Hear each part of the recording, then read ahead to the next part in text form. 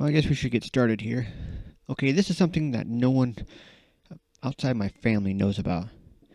When I was 6, I used to have horrible nightmares. I woke up at night screaming and never remember why.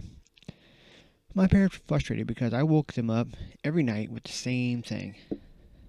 Back then, you couldn't just ask your doctor for an antipsychotic or some ADHD meds. They're so fond of handing out like candy now. So, I was sent to a facility, a fancy name for a loony bin. There, I saw doctors during the day, and then was left in my room alone all night. Nice place. There was another kid there, Jeff. He had the same thing happening to him and got the same treatment, or lack thereof.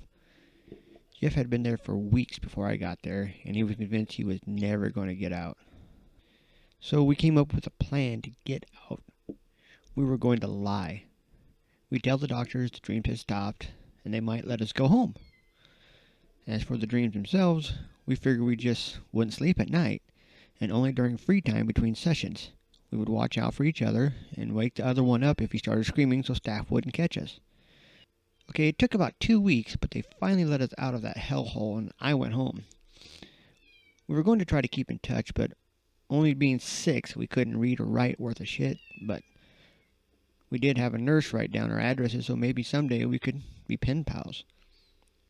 Okay, so you're saying to yourself, hey Biss, that story wasn't scary at all.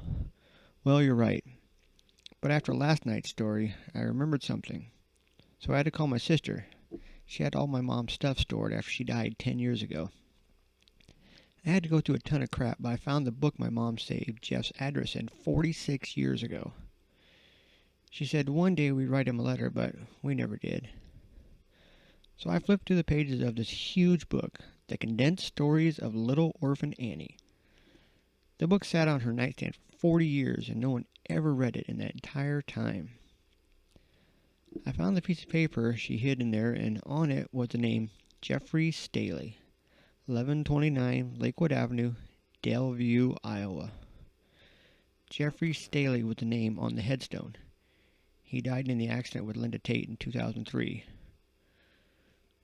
Okay, gotta go. My pizza's here again. Later.